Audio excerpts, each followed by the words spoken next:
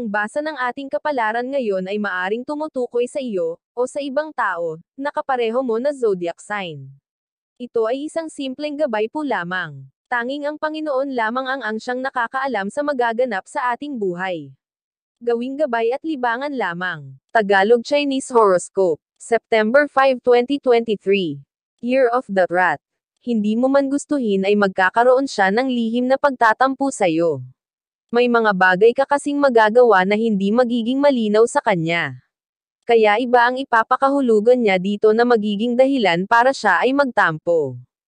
Maswerteng numero, 9, 10, 12, 13. Year of the Ox. Hindi magiging maayos ang usapan nyo ng isang kaibigan dahil marami ang makikialam.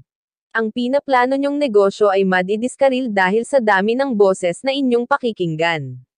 Dapat nyong baguhin ang diskarte kung gusto nyo talagang magtambal sa negosyo. Maswerteng numero, 7, 18, 19, 30. Year of the Tigre.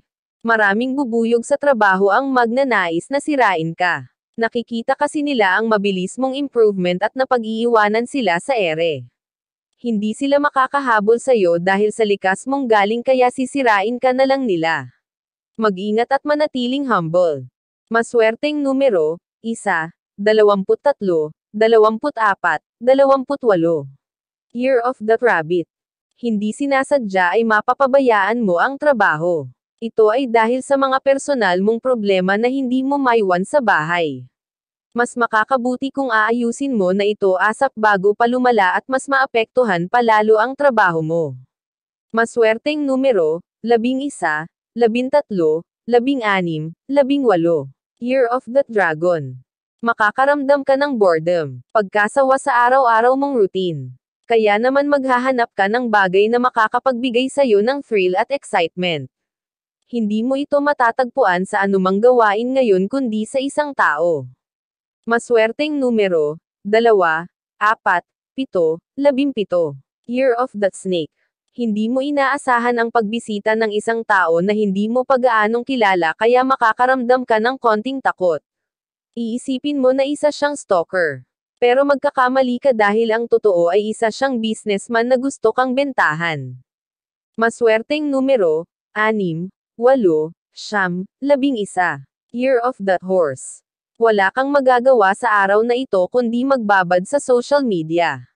Ito na kasi ang simula ng araw na wala ka ng trabaho. Sa kabilang banda ay magagamit mo rin ang social media sa paghahanap ng bagong mapapasukan.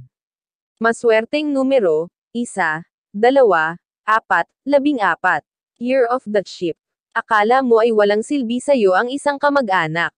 Ngayong araw na ito ay mapapatunayan mo kung gaano siya kahalaga sa'yo.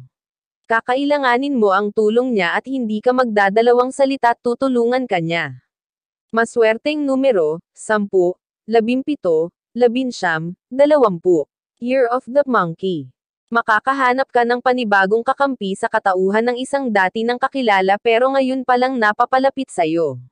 Napagkakaisahan ka kasi ng inyong mga kapitbahay at siya lang ang nakakaintindi sa'yo at sa pinagdaraanan mo.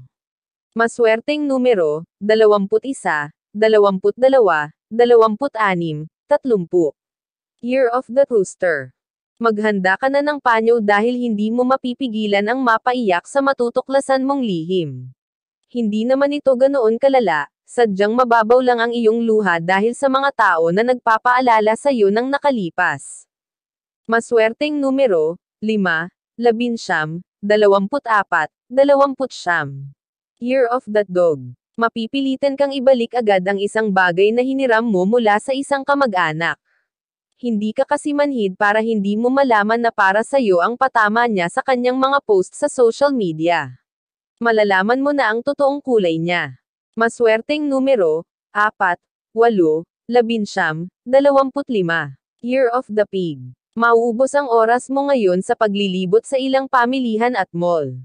May gusto kang bilhin na hindi mo makikita. Sa halip ay marami kang mabibili na wala sa plano at budget mo kaya asahan mo nang kakapusin ka sa mga susunod na araw. Maswerteng numero, 8, 10, 13, 23. Iyan ang Tagalog Chinese Horoscope. September 5, 2023. Maraming salamat.